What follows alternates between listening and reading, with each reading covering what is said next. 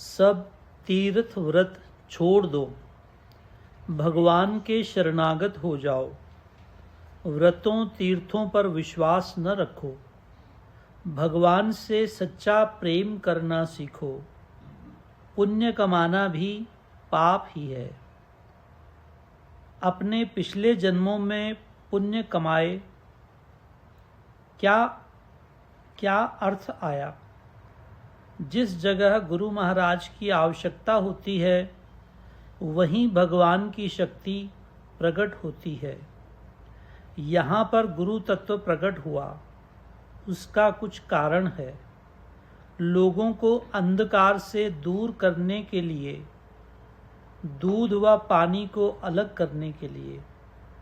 जो इस सत मार्ग पर चलेगा उसका ये जन्म तथा अगला जन्म भी सुधर जाएगा। जो सुनकर भी नहीं चलेगा उसकी बात अलग है। ये एक सच्चा सत मार्ग है। इसलिए हम कहते हैं इस सत मार्ग को अपनाओ, इस 84 के चक्कर में न फंसो और भगवान से सच्चा प्रेम करना सीखो। कहते हैं भगवान के रास्ते पर चलने से बहुत त्याग करना पड़ता है। सच्चा त्यागी कौन है? संसारी आदमी या भगवान का भक्त? भगवान के भक्त को किसी तरह की चिंता और भय नहीं होता। वो जानता है कि मेरी माँ मेरे साथ और माँ हमेशा बच्चों का साथ देती हैं। इसे त्याग कहते हैं। और आप संसारी आदमी को देखिए, उसे कितनी चिंताएं लगी रहती हैं, कितने भय उसके मन में रहते हैं। हमने कभी संसारी आदमी को सुखी नहीं देखा। भगवान तो सुख स्वरूप हैं, आनंद स्वरूप। उसे तो सच्चिदानंद कहते हैं। उनके पास काहे का त्याग करना पड़ेगा। ताती वाव न लागई, पार ब्रह्म शरणाई। चौगिर्द हमारे रामकार, दुख लगे न भाई। जिसने शुद्ध मन से अपने आप को भगवान के शरणागत कर दिया, उसे तो गर्म हवा भी नहीं लगती। सतगुरु के पास जाने से ये नहीं होता कि कष्ट और तकलीफ नहीं आएगी, लेकिन सतगुरु के पास जाने से उसके ऊपर कष्ट भी आएंगे तो आप शांति में रहेंगे। न सुख में सुखी होोगे, न दुख में दुखी। आत्मा निरंकार है। आत्मा को कोई तकलीफ नहीं है। आत्मा तक पहुँचने का एक ही तरीका है, वो है गुरु वाणी। गुरु कृपा एक ऐसी चीज़ है जिससे आत्म होश अपने आप आ जाता है। लेकिन गुरु भक्ति एक ऐसी चीज़ है जिससे हजारों तीर्थों का फल मिलता है। गुरु और शिष्य में क्या संबंध होता है?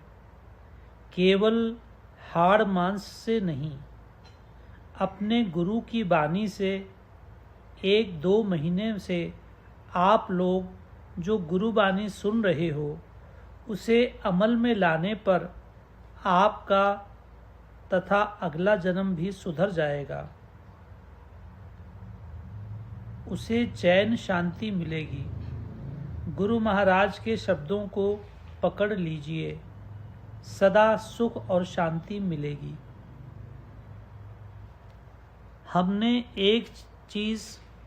हमने एक रोज़ पहले बताया था कि जब जब भगवान का अवतार होता है तो किसी खास कारण से होता है। भगवान नर रूप में आकर भक्तों की रक्षा करते हैं। भगवान का एक अवतार लोप नहीं होता। वो है भगवान दत्तात्रेय जी का अवतार। जो कभी लोप नहीं होता। दत्तात्रेय जी जगत के आदि गुरु हैं। गुरु की ज़रूरत पल पल होती है, नहीं तो मनुष्य पल पल रास्ता भूल जाता है। संसार में जिस जिस जगह बुरे कर्म हो रहे हों और अच्छे अच्छे लोग उल्टे रास्ते पर चल रहे हों, तो वे उस रास्ते पर गुरु तत्व प्रकट कर देते हैं। आज से 2.5 महीने हो गए हमें बाबा का आदेश हुआ कि लोगों को अंधकार से हटाकर प्रकाश दिखाओ। हम इस बात के लिए तैयार भी नहीं हुए थे, परंतु हमें जिम्मेदारी लेनी पड़ी। ये तो संसारी बात है, परंतु उनकी शक्ति इसमें बैठकर आप सबको चैतन्य कर रही है। लोगों ने एक गलत बात चला दी है कि भगवान के रास्ते पर चलना बहुत कठिन है, परंतु यही एक रास्ता है जिसमें हम शांति पा सकते हैं। याद रखो, ये चोला हमें 84 की कोठरी में से निकालने के लिए मिला है। पुण्य कमाने से कोई लाभ नहीं। अब हम सच्चे सद्गुरु के पास आए हैं। उनकी शक्ति से हम जन्म मरण के चक्कर से छूट जाएंगे। उस मार्ग पर चलने से सत्य की झलक दिखाई देने लगती है। वैसे वैसे आत्मा की प्यास बढ़ती है। सखीरी मैं किस बिध राम को पाऊं, जग के झूठे धंधे छोड़ूं, अंदर में खो जाऊं। गुरु महाराज की बानी सुनकर साधक का सोया हुआ हृदय जाग उठा।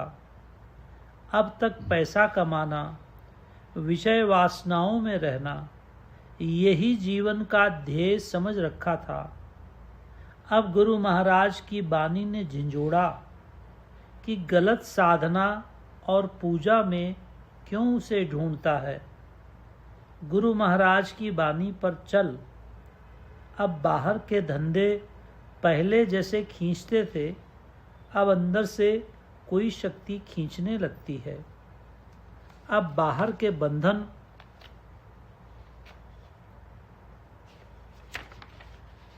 ढीले पड़ने लगे। गुरु की ओट रखूं मैं मन में। गुरु महाराज की आवाज़ ने फिर जगाया कि तू गलत रास्ते पर चल रहा है। क्यों तू देवी देवताओं की उपासना करने में लगा हुआ है। किसी देवता में शक्ति नहीं है तुझे जन्म मरण से निकालने की। पूजा करनी है तो पूर्ण भगवान की कर। यदि देवी देवता की पूजा कभी अच्छे से नहीं हुई तो वे सजा भी दे देते हैं। कुछ भी साधना आपको करनी है तो गुरु महाराज का आसरा लो, उनको हृदय में समाओ। संसार में उस रास्ते पर चले हुए आदमियों से पूछो, वे यही उत्तर देंगे कि गुरु महाराज की दया से सफलता मिली है। गुरु नानक जी ने नाम की महिमा बताई है। नानक नाम तिना को मिलया, जिन धुर मस्तक लिखया। भगवान का प्रकट रूप है सद्गुरु। जो लोग दिन रात ग्रंथ पढ़ते हैं उन्हें नाम सिमरन का याद नहीं रहता, परंतु सतगुरु से दीक्षा लेने के बाद दिन रात नाम भूलता नहीं है। आंख में चोली करे मेरा साजन, मैं बलिहारी जाऊं। ये है एक अभ्यासी के मन की गति। हर प्राणी के साथ होती है।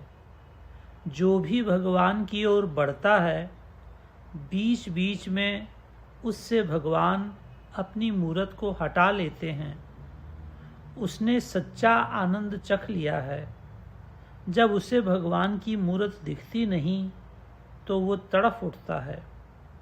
भगवान को एक ही चीज़ की प्यास और भूख है कि मेरा भगत मेरे लिए प्रेम में तड़फे। इसीलिए भगवान बीच बीच में अपनी मूरत को हटा लेते हैं। साधक दुखी होता है। उस तड़फ जैसा संसार में कोई भजन नहीं है। इसीलिए भगवान अपनी मूरत को हटा लेते हैं। दुनिया में भी कोई चीज़ यदि आपको रोज़ रोज़ मिलने लगे तो उसका मूल्य नहीं रह जाता। भगवान भगत के आंसुओं के प्यासे रहते हैं और आंसुओं से विभोर होकर वे उसको अपने में मिला लेते हैं। जन्म जन्म से तरस रही मैं, अब परमानंद पाऊं। अब तक साधक बाहर सुख को ढूंढ रहा था। ऐसी जगह सुख की तलाश थी जहां किसी को नहीं मिला। गुरु महाराज ने बताया कि तू सच्चित आनंद ब्रह्म का स्वरूप है। परमानंद अपनी आत्मा में मिलेगा। गुरु महाराज की दया से ही मिलेगा। जो गुरु महाराज की दया होती है तो उसकी वृत्ति को गुरु महाराज अंदर कर देते हैं।